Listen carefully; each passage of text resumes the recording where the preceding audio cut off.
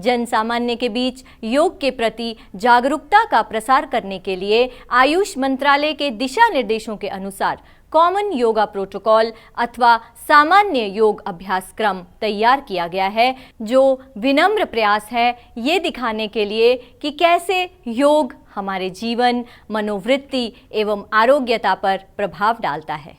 इस common yoga protocol का निरंतर अभ्यास शरीर एवं मन को शांत करके व्यक्ति के फिजिकल और मेंटल हेल्थ में बैलेंस बनाता है तथा हमें तनाव और चिंता से दूर रखने में मदद करता है।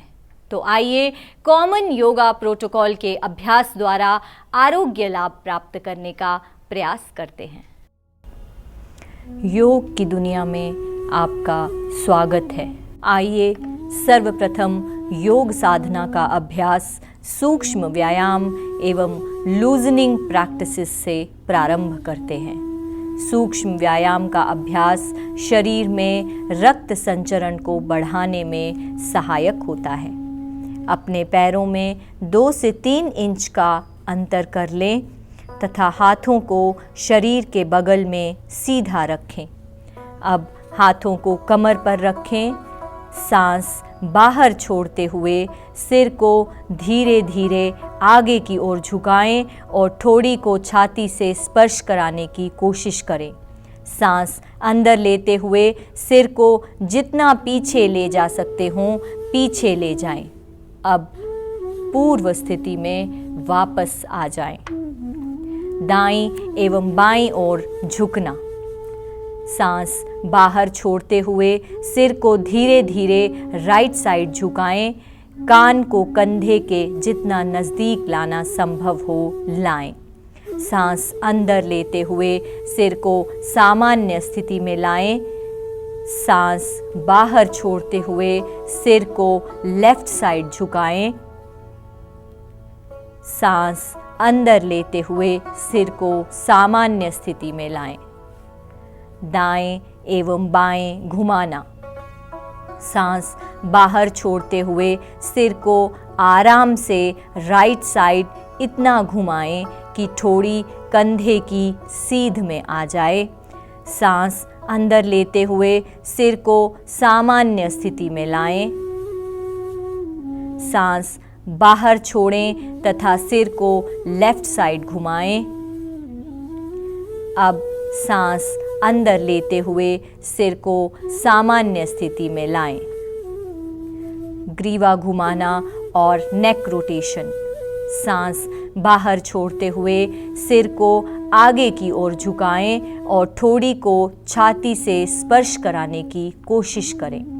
सांस अंदर लेते हुए सिर को धीरे धीरे क्लॉकवाइज घुमाएं तथा वापस लाते हुए सांस बाहर छोड़ें। इस प्रकार गर्दन एक बार पूरी तरह से घुमाएं, फिर गर्दन को एंटी क्लॉकवाइज घुमाएं। सांस अंदर लेते हुए गर्दन को पीछे ले जाएं और सांस को छोड़ते समय वापस ले आएं। गर्दन को जितना संभव हो उतना ही घुमाएं। गर्दन के आसपास खिंचाव महसूस करें और गर्दन के तनाव के दूर होने की अनुभूति करें।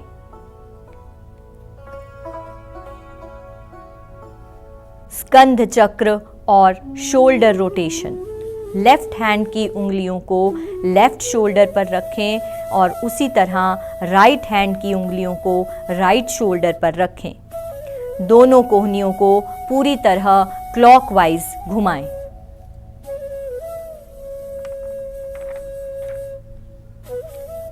अब इस प्रक्रिया को एंटी क्लॉकवाइज करें। यह योगाभ्यास गर्दन की बीमारियां जैसे सर्वाइकल स्पॉन्डिलाइटिस को दूर करता है। कटी चालन और ट्रंक मूवमेंट्स। डिस्क संबंधी समस्या होने पर अथवा मासिक धर्म के समय ये अभ्यास न करें। दोनों पैरों के बीच कुछ अंतर बना लें। दोनों भुजाओं को छाती तक उठाएं। इस समय दोनों हथेलियां एक दूसरे के आमने सामने हों। सांस बाहर छोड़ते समय शरीर को लेफ्ट साइड घुमाएं, जिससे कि राइट हथेली लेफ्ट कंधे को स्पर्श कर ले। सांस अंदर लेते हुए पूर्व स्थिति में आ जाएं। अब सांस बाहर छोड़ते समय शरीर को राइट साइड घुमाएं, ऐसे कि लेफ्ट हथेली राइट कंधे को स्पर्श कर ले। सांस अंदर लेते हुए पूर्व स्थिति में आ जाएं।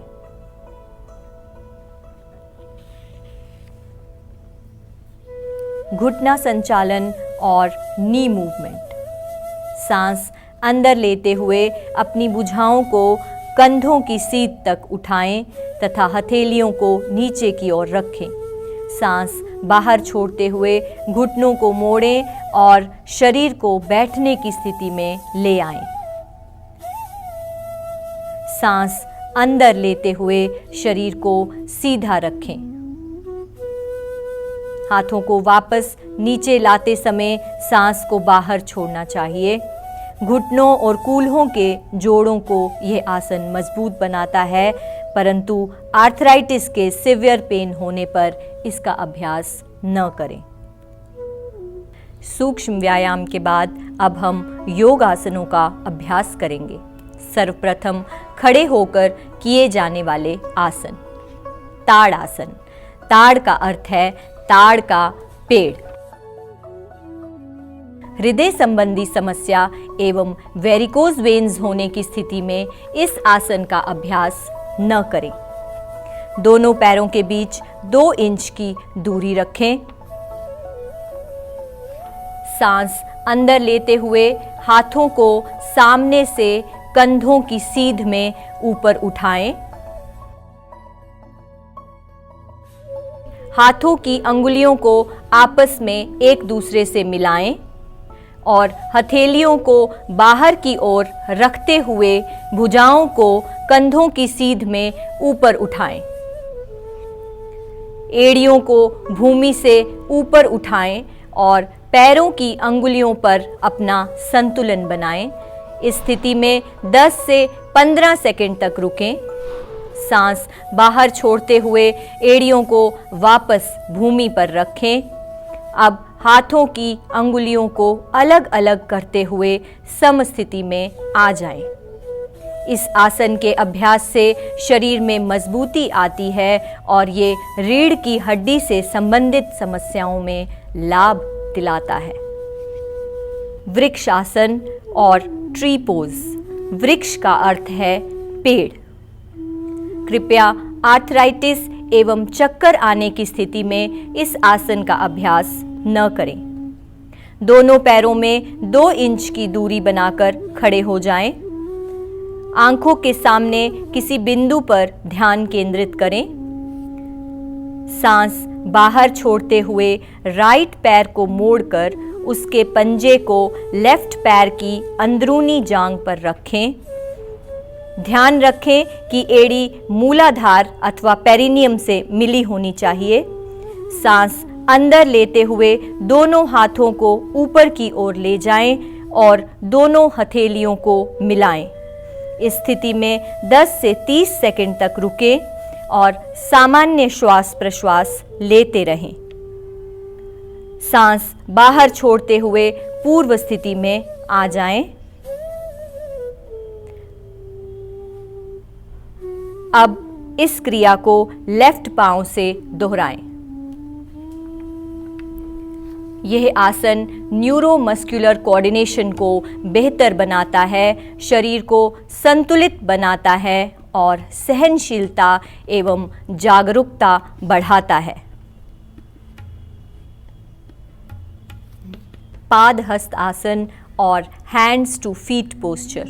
पाद का अर्थ है पैर, हस्त का अर्थ है हाथ। हृदय अथवा पीठ संबंधित समस्याएं, हर्निया और अल्सर होने की स्थिति में इस अभ्यास को न करें। दोनों पैरों के बीच 2 इंच की दूरी रखकर सीधा खड़े हो जाएं। धीरे धीरे श्वास अंदर लेते हुए हाथों को ऊपर ले जाएं। सांस बाहर छोड़ते हुए सामने की ओर झुकें जब तक कि हथेलियां भूमि को स्पर्श न करें।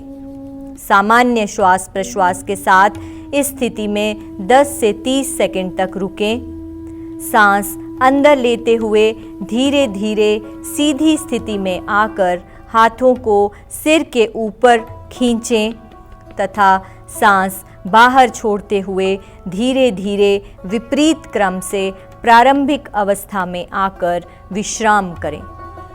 यह आसन स्पाइनल कॉर्ड को लचीला बनाता है, जठराग्नि प्रदीप्त करता है और मासिक धर्म से संबंधित समस्याओं से बचाता है। अर्ध चक्रासन और the half wheel pose.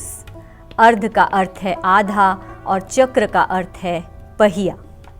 High blood pressure होने की स्थिति में सावधानी से पीछे की ओर झुकें। दोनों हाथों की अंगुलियों से कमर को पीछे की ओर से पकड़ें। सिर को पीछे की ओर झुकाते हुए गर्दन की मांसपेशियों को खींचें। अब सांस लेते हुए कमर से पीछे की ओर झुकें। सामान्य सांस लेते हुए इस स्थिति में 10 से 30 सेकंड तक रुकें। सांस को अंदर खींचते हुए धीरे धीरे प्रारंभिक अवस्था में वापस लौटें। अर्धचक्रासन रीढ़ को लचीला बनाता है तथा गर्दन की मांसपेशियों को मजबूत बनाता है। त्रिकोण आसन और द ट्रायंगल पोज। त्रिकोण का अर्थ है त्रिभुज। स्लिप डिस्क, शाइटिका एवं पेट की सर्जरी होने के बाद इस आसन का अभ्यास न करें। पैरों को 2 से 3 फीट की दूरी पर फैलाकर खड़े हो जाएं। अब हाथों को धीरे धीरे ऊपर उठाएं। राइट पांव को राइट साइड मोड़ें तथा सांस बाहर छोड़ते हुए धीरे धीरे राइट साइड झुकें।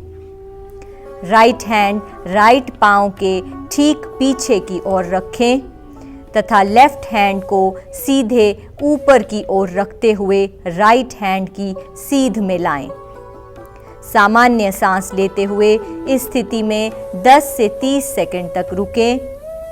सांस अंदर लेने के साथ ही प्रारंभिक अवस्था में वापस आ जाएं। अब इस आसन को दूसरी ओर से करें।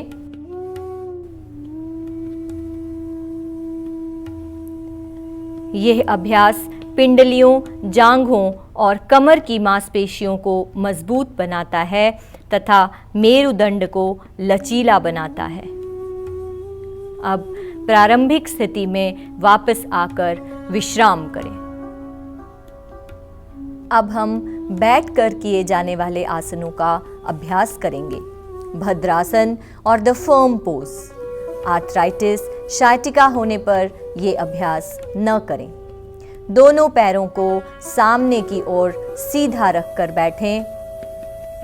दोनों हाथों को नितंब के पास जमीन पर रखें। यह दंड आसन की स्थिति है। अब दोनों पैरों के तलवों को आपस में मिला लें। सांस बाहर छोड़ते हुए पैरों की अंगुलियों को हाथों से पकड़ें और एड़ियों को मूलाधार के जितना पास हो सके ले आएं। इस अवस्था में कुछ समय तक रहें। भद्रासन शरीर को दृढ़ करता है एवं मस्तिष्क को स्थिरता प्रदान करता है। अब पैरों को वापस सामान्य स्थिति में लाकर विश्राम आसन में विश्राम करें। वज्रासन और थंडरबोल्ट पोज। पाइल्स के मरीज तथा घुटनों में दर्द होने पर इस आसन से परहेज करें। सर्वप्रथम दंड आसन में बैठ जाएं। राइट पांव को घुटने से मोड़कर पंजे को नितंब के नीचे रखें। अब इसी तरह लेफ्ट पांव को भी घुटने से मोड़कर ऐसे बैठें कि पंजे नितंब के नीचे हों। हाथों को घुटनों पर रखें। स्पाइन को सीधा रखते हुए आंखें बंद कर लें। इस आसन से जांघ और पिंडलियों की मांसपेशियां मजबूत होती हैं तथा पाचन शक्ति में सुधार होता है। अब धीरे से आंखें खोलें तथा पूर्ववत स्थिति में आने के लिए राइट साइड थोड़ा झुककर अपने लेफ्ट पाँव को बाहर निकालें और उसे सीधा कर लें। इसी तरह राइट पाँव को भी सीधा करके विश्राम आसन में विश्राम करें। अर्ध उष्ट्रासन और द हाफ कैमल पोज। अर्ध मतलब आधा और उष्ट्र का अर्थ है ऊंट। हर्निया, आर्थराइटिस और चक्कर आने की स्थिति में यह अभ्यास न करें। दंड आसन में बैठ जाएं। अब वज्रासन में आते हुए घुटनों पर खड़े हो जाएं। हाथों को कमर पर रखें। कोहनियों और कंधों को एक सीध में रखते हुए गर्दन की मांसपेशियों को खींचें। सांस अंदर लें और कमर को जितना संभव हो झुकाएं। सामान्य सांस लेते हुए इस स्थिति में 10 से 20 सेकंड तक रुकें। सांस बाहर छोड़ते हुए वज्र आसन में लौट आएं। यह योगाभ्यास गर्दन और पीठ की मांसपेशियों को मजबूत करता है, कब्ज तथा पीठ दर्द से मुक्ति दिलाता है। हृदय रोगियों के लिए यह अत्यंत लाभदायक है। उष्ट्र आसन और कैमल पोज। हाई बीपी के रोगी, हृदय रोगी और हर्निया होने पर इस आसन का अभ्यास न करें। वज्रासन में बैठ जाएं। घुटनों को जमीन पर टिकाते हुए अपने दोनों पैरों की जांघ और पंजों को आपस में मिला लें। घुटनों और पंजों के बीच कुछ इंचों की दूरी रखते हुए घुटनों के बल खड़े हो जाएं। सांस अंदर लेते हुए पीछे की ओर धीरे धीरे झुकें। धीरे धीरे राइट हैंड से राइट एड़ी और लेफ्ट हैंड से लेफ्ट एड़ी को पकड़ने का प्रयास करें। सांस अंदर लेते हुए वज्र आसन में लौट आएं। यह आसन दृष्टि दोष में लाभदायक है, पीठ दर्द तथा गर्दन के दर्द से आराम दिलाता है। शशक आसन और द हेयर पोज। शशक का अर्थ है खरगोश। ऑस्टियोआर्थराइटिस के रोगियों को इस आसन का अभ्यास सावधानी पूर्वक करना चाहिए। वज्रासन में बैठ जाएं। दोनों घुटनों को एक दूसरे से दूर फैलाएं। हथेलियों को घुटनों के बीच रखें। सांस बाहर छोड़ते हुए हथेलियों को धीरे धीरे सामने की ओर खींचें। आगे की ओर झुकते हुए ठोड़ी को भूमि पर रखें। यह आसन तनाव और क्रोध को कम करने में सहायक है। अब सांस अंदर लेते हुए पीछे आ जाएं। वज्रासन में बैठ जाएं।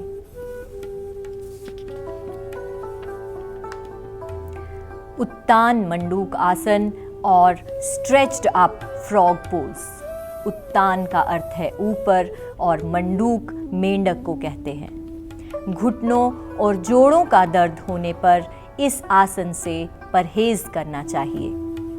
वज्रासन में बैठ जाएं। घुटनों को जितना अधिक हो सके फैलाएं। सांस अंदर लेते हुए हाथों को ऊपर उठाएं।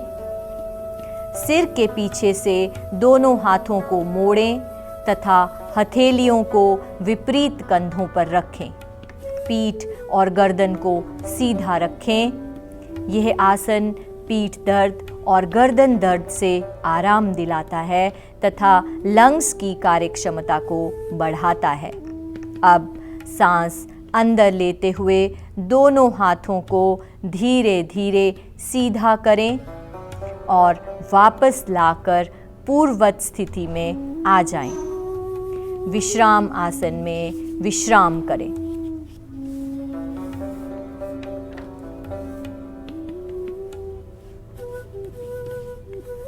वक्र आसन और स्पाइनल ट्विस्ट पोज। वक्र का अर्थ है टेढ़ा या मुड़ा हुआ। अधिक पीठ दर्द में तथा पेट की सर्जरी के बाद एवं मासिक धर्म में इस आसन का अभ्यास न करें। दंड आसन में बैठ जाएं। राइट पैर को मोड़कर लेफ्ट घुटने के साथ रखें। सांस बाहर छोड़ते हुए शरीर को राइट साइड घुमाएं। लेफ्ट हैंड को राइट घुटने के पास लाएं और राइट हथेली को पीछे की ओर जमीन पर रखें। सामान्य श्वास प्रश्वास के साथ शरीर को ढीला छोड़ दें। अब सांस बाहर छोड़ते हुए हाथ हटा लें तथा इसी अभ्यास को दूसरी ओर से दोहराएं। यह आसन मेरुदंड को लचीला बनाता है, कब्ज तथा अपच को दूर करने में सहायक है। डायबिटीज में भी ये अभ्यास लाभकारी है।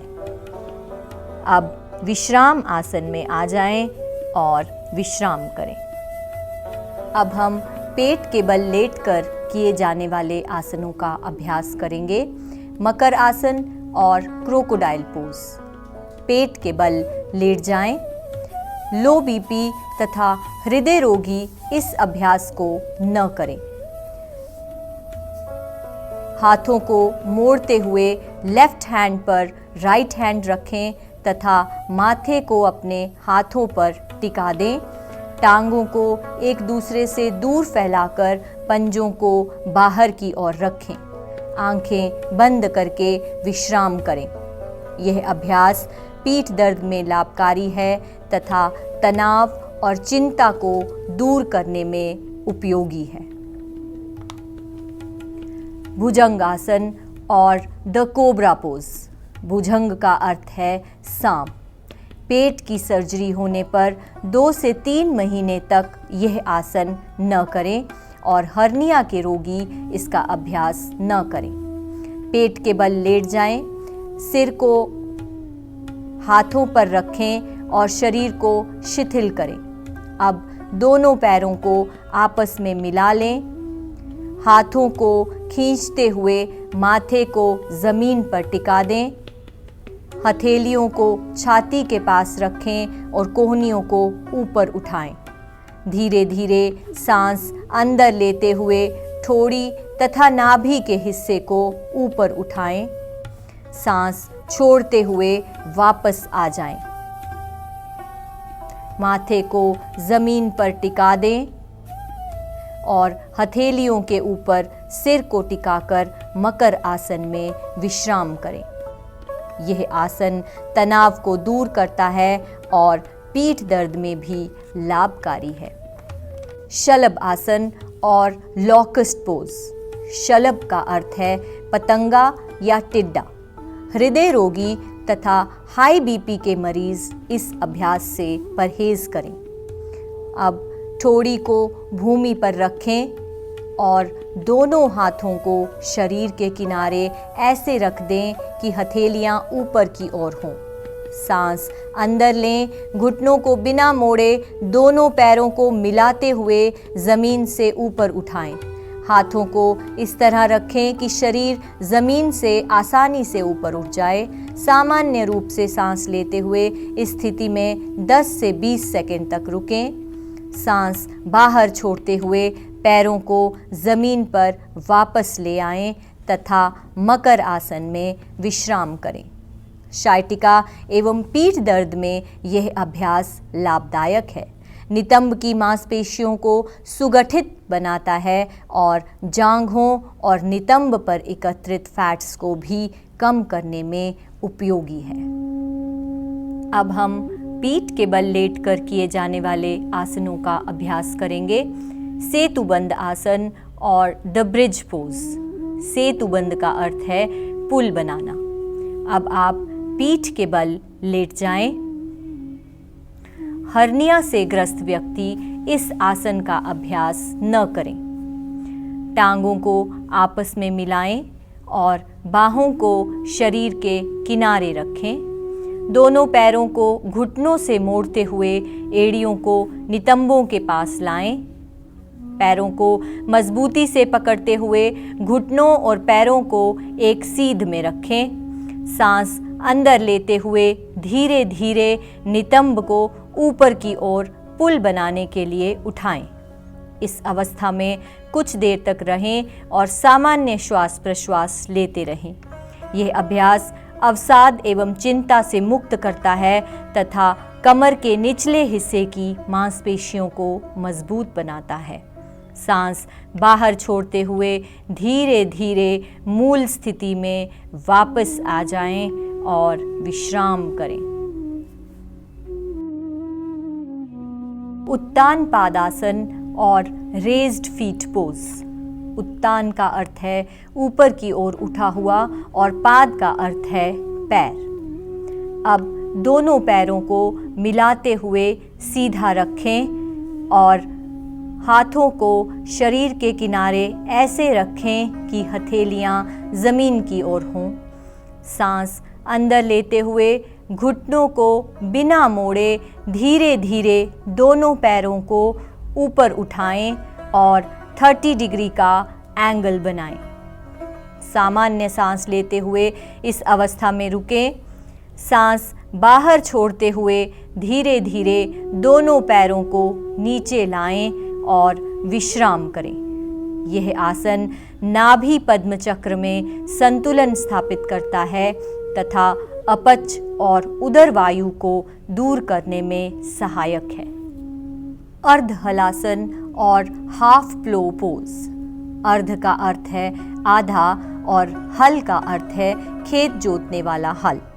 पीठ के निचले हिस्से के दर्द से पीड़ित व्यक्तियों को दोनों पैरों की सहायता से इस आसन को नहीं करना चाहिए।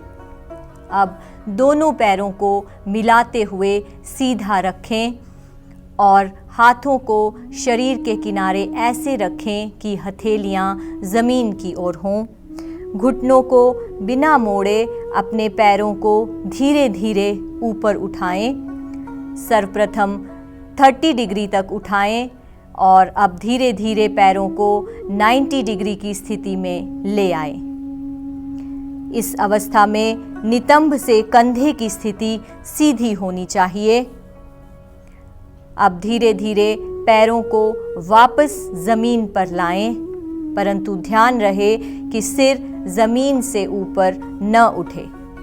यह आसन अपच और कब्ज से छुटकारा दिलाता है और गहरे तनाव से ग्रस्त व्यक्तियों के लिए अत्यंत लाभदायक है। पवन मुक्त आसन। पवन अर्थात वायु और मुक्त अर्थात छोड़ना या बाहर निकालना। उदर संबंधी रोग, हर्निया और शाइटिका होने पर यह आसन नहीं करना चाहिए। दोनों घुटनों को मोड़ते हुए जांघों को छाती के ऊपर ले आएं। दोनों हाथों की अंगुलियों को आपस में गूंथते हुए घुटनों को जकड़ लें। सांस बाहर छोड़ते हुए सिर तथा कंधे ऊपर उठाएं और ठोड़ी से घुटनों को छूने का प्रयास करें। ये अभ्यास कब्ज को दूर करके उदर वायु से राहत दिलाता है और पाचन क्रिया में भी लाभदायक है।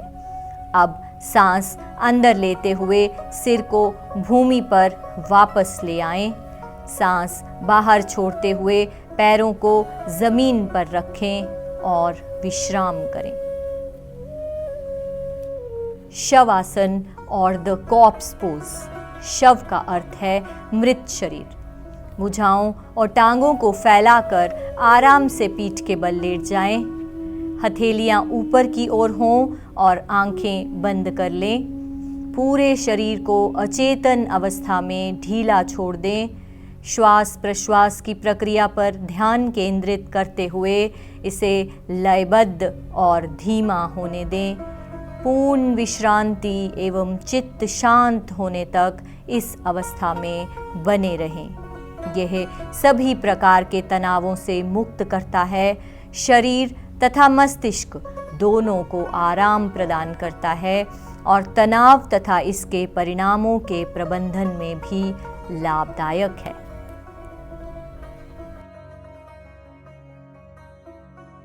कपालभाति। किसी भी ध्यानात्मक आसन में बैठ जाएं, आंखें बंद करके शरीर को ढीला छोड़ दें, गहरी सांस लें और सीना फैलाएं। उदर की मांसपेशियों को दबाव पूर्वक अंदर बाहर करते हुए श्वास छोड़ें और ग्रहण करें।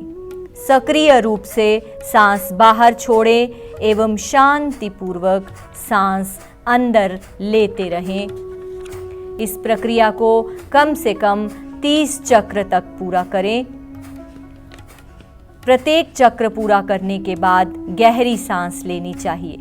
कपालभाति कपाल को शुद्ध करता है, कफ विकारों को दूर करता है, जुकाम, साइनसाइटिस और एस्थमा जैसे रोगों के उपचार में सहायक है। अब गहरी सांस अंदर लेते हुए धीरे धीरे बाहर छोड़ें और विश्राम करें।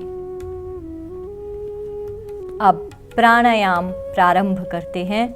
नाड़ी शोधन प्राणायाम अथवा अनुलोम विलोम प्राणायाम और ऑल्टरनेट नॉस्ट्रल ब्रीदिंग। इस प्राणायाम में सांसों की गति धीमी, नियमित एवं नियंत्रित होनी चाहिए।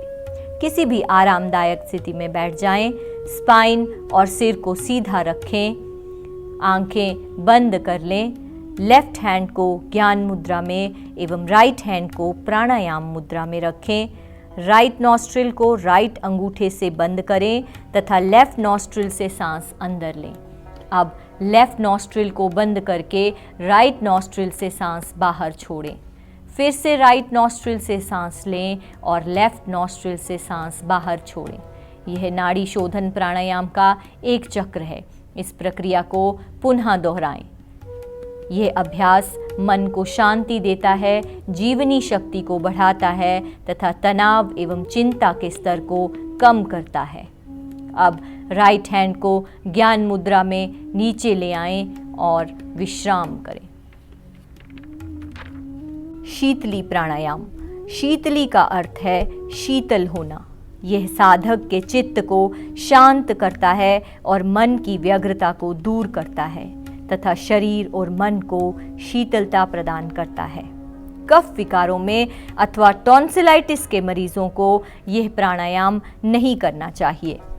किसी भी आरामदायक आसन में बैठ जाएं, आंखें बंद कर लें। ज्ञान मुद्रा अथवा अंजलि मुद्रा की अवस्था में अपने हाथों को घुटनों पर रख लें। जीभ को किनारों से मोड़कर ट्यूब की आकृति जैसा बना लें। इस ट्यूब नुमा जीभ से सांस लेते हुए जितना हो सके वायु को शरीर के अंदर प्रवेश कराएं और मुंह बंद कर लें। नॉस्ट्रिल से धीरे धीरे सांस बाहर छोड़ें। शीतली प्राणायाम रक्त को शुद्ध करता है, शरीर में शीतलता प्रदान करता है एवं उच्च रक्तचाप वाले व्यक्ति यानी हाइपरटेंशन वाले लोगों के लिए विशेष लाभप्रद है। भ्रामरी प्राणायाम और हमिंग बी ब्रीदिंग टेक्निक। भ्रमर भंवरे को कहते हैं। इस प्राणायाम के समय जो ध्वनि निकलती है वह भंवरे के गुंजन की तरह होती है। ध्यान के किसी भी आसन में बैठकर आंखें बंद कर लें। नासिका से गहरा लंबा सांस अंदर लें। अब अपने कानों को अंगूठों से बंद कर लें। तर्जनी अंगुली को आंखों पर, मध्यमा को नॉस्ट्रिल्स पर तथा अनामिका को ऊपर वाले होंठ पर और कनिष्ठिका को नीचे वाले होंठ पर रखें। यह षणमुखी मुद्रा है। नासा से सांस भीतर लें। धीरे धीरे नियंत्रित रूप से भंवरे जैसी आवाज करते हुए सांस बाहर छोड़ें। यह अभ्यास तनाव से मुक्त करता है, चिंता क्रोध को घटाता है तथा तनाव को दूर करने में लाभदायक है। यह प्राणायाम एकाग्रता को बढ़ाने में उपयोगी है। धीरे धीरे पूर्व स्थिति में वापस आकर विश्राम करें। आइए अब ध्यान करते हैं। ध्यान चिंतन मनन की एक क्रिया है। ध्यान की किसी भी मुद्रा में बैठें। मेरुदंड को आरामदायक स्थिति में सीधा रखें और ज्ञान मुद्रा ग्रहण करें। आंखें बंद करके चेहरे को हल्का सा ऊपर की ओर उठाकर बैठ जाएं। बिना किसी पर विशेष ध्यान केंद्रित किए केवल अपनी बाहों के बीच हल्का सा ध्यान केंद्रित करें और अपनी सांसों के प्रति जागरूक हों। ध्यान योगाभ्यास का सबसे महत्वपूर्ण घटक है। ध्यान मस्तिष्क को शांत करता है, एकाग्रता और मनोबल को बढ़ाता है और आत्म अनुभूति की ओर ले जाता है। सब सुखी हों, सब निरोग हों, सब निरामय हों, सबका मंगल हो, कोई दुखी न हो। डायरेक्टरेट ऑफ आयुष J&K की ओर से मैं आप सबसे अनुरोध करती हूँ कि कॉमन योगा प्रोटोकॉल का निरंतर अभ्यास करते हुए योग को अपने जीवन शैली का एक अभिन्न अंग बनाकर स्वस्थ जीवन का लाभ उठाइए।